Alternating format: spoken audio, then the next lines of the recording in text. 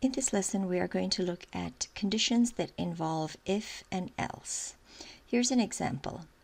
Let's say you have a set of data, a set of numbers, and you want to divide them into a group of students that has scored more than 90, and you want to call that group 1, and another group of students that has scored under 90, and you want to call that group group 2.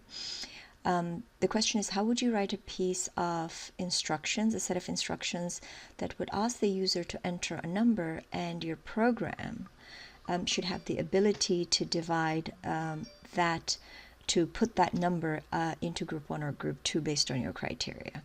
So if we were to look at an example like that, that would be an if-else condition. Here's another example of what we're going to look at that is a little bit more complicated than an if-else condition. This is called an if-else-if else condition. Here, your division of a number would be more sophisticated. It would have more groups. So, for example, if a student scores 90 or more, you would check that first, whether they've scored 90 or more. And if they have, you might give them a grade like A. Then the next thing you would check is, well, if they did not score more than 90, did they score 80 or more, in which case you might put them in B. And once you've checked that, if that doesn't work and they're not in that group, you would check 70. And finally, if they didn't score 70 or above, you would automatically put them in the group that is 60, which is where the else comes in, and you would give them that corresponding grade. So depending on how you want to divide the data, there are conditions that you would use. So first, let's look at an example program here that doesn't have a condition, but does a lot of the other things that are required. So here's a program. This program basically is looking at taking in 3 numbers, and then what it wants to do is it wants to find the smallest number. So this one does not necessarily involve an if and else condition, but it does involve the AND operator, which is another useful thing to know.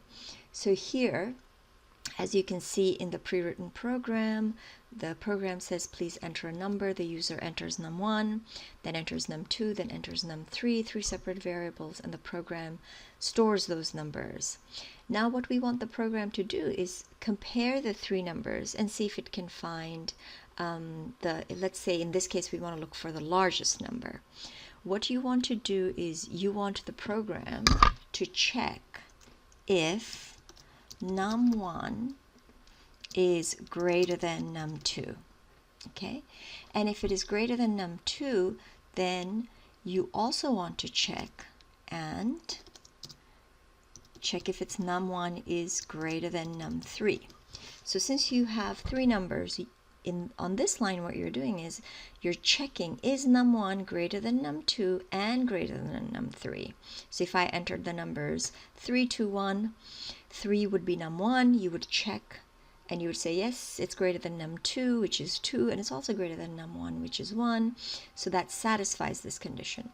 So then what you say to your program is, okay, if you've checked this and you know that num1 is greater than both num2 and num3, then what I want you to do is do an std. Let's not do std. Let's just include using namespace std, and you say cout num1. And you might also want to cout is the largest number. And you just want it to cout that message. Then that's what you would write. So let's test our program. That's one of the things you want to do is when you write a program, quickly test it to see if it runs. So in this case, please enter a number. Let's do 3, next number 2, next number 1, and then we get our program to run correctly. It says 3 is the largest number. But what if the first number that was entered by the user is not the large number, like 2, 3, 1, in which case num2 would be the larger one?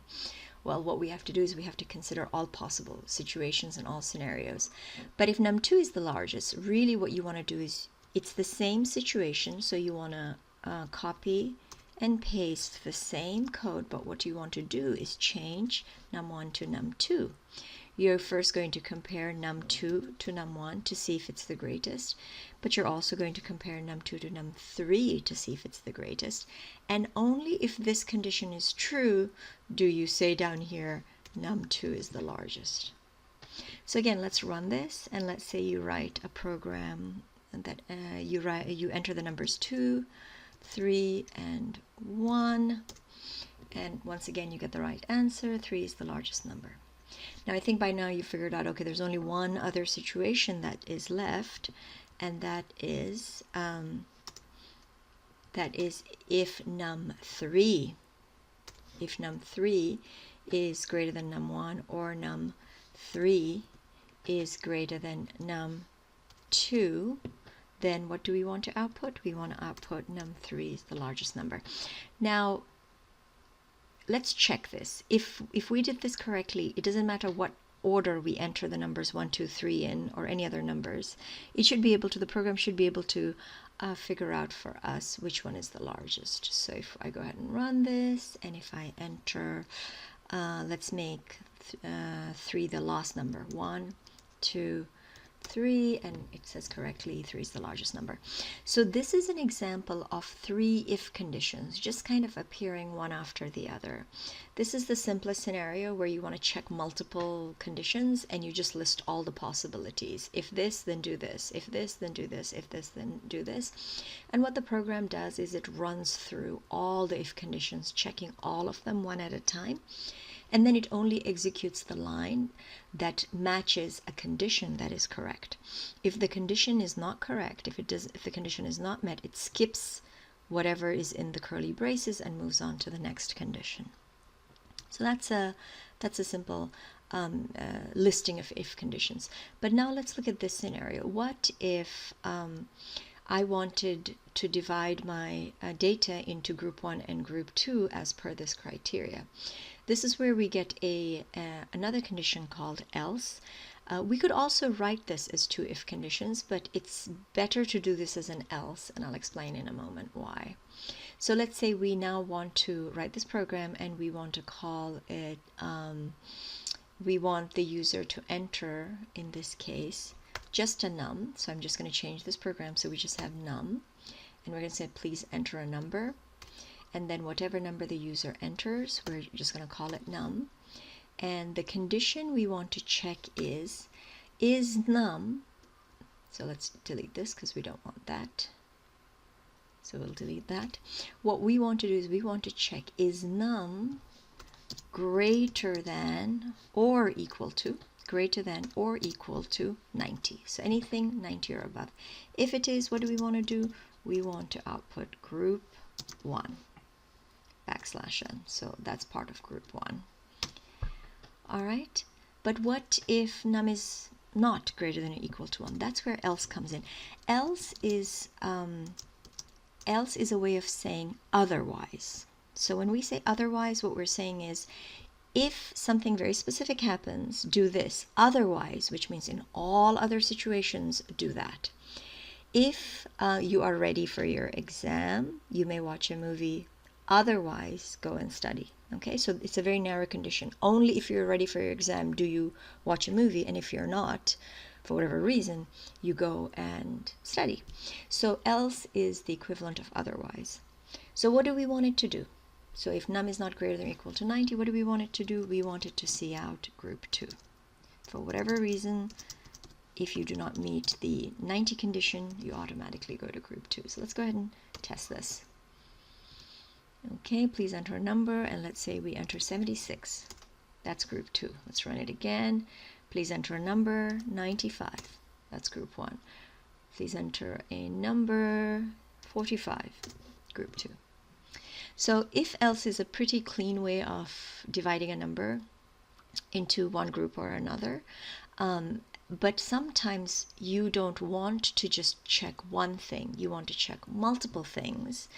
And then if none of those conditions are met, then you want to execute this last piece. So let's say in this case, you don't just want to write group 1, group 2, you actually want to give grades. So what you want to do is you want to say if the number that was entered was 90 or greater, then you want to print A. Well, if it's not, you want to check another range, which is, let's say, Control V, whether the number was greater than or equal to 80, so that you can give that child a B. But here is the important bit to remember. If the child does not meet this condition, then you only then do you want to move on to this next if condition. The way I've written the two ifs right now, they are both going to run. So let's say I score 92. I'll get an A, but then the program will go down and check here. And because 92 is greater than or equal to 80 as well, it'll also give me a B. And then it'll go down and check any other conditions and also give me that grade. If I wanted to stop here, if I wanted to stop at A, if the A condition is met and I wanted to stop, instead of putting another if on the next line, I need to say else if. Else if is your way of saying check this, and only if this condition is not met, move to this one. Okay, so when you have an if and else if condition, it only runs the piece that is relevant and stops, doesn't execute the rest of the program.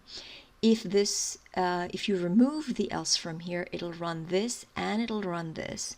And for anybody who scores in the A range, it'll give them an A, and then it'll give them a B, and then it'll give them a C as well, because the number 90 and above, like 97, is also greater than or equal to 80. It's also greater than or equal to 70. So you must remember that you want to have multiple if conditions if you want each and every one of them to be checked. But you should use an if-else condition if you want the program to stop when a condition has been met. So in this scenario, what I need to do now is, let's go back and put in another, let's say, another condition that says if the number is greater than or equal to 70, then I want to see. And then the final else here says, otherwise, in all other situations, I want you to output D. Okay, so if you didn't make the 70 mark, you automatically get a D. Let's put in all the backslash n's here. So we have an end line, and then go ahead and run this program to see if it works. Okay. So go ahead and run it. Please enter a number. Let's say we want to do 76. And it says, well, that's a C, which is correct. Let's run it again. Please enter a number, 92. And that's an A. Please enter a number, 89. And that's a B. So to summarize, what you need to remember is if you just have two groups that you want to do, two possible buckets that you want to put your number into, use an if-else. If you have many refined groups and you want your program to figure out which of the groups your number fits in, then use an if-else condition. If you want your program to check every possible scenario, then use a number of if conditions.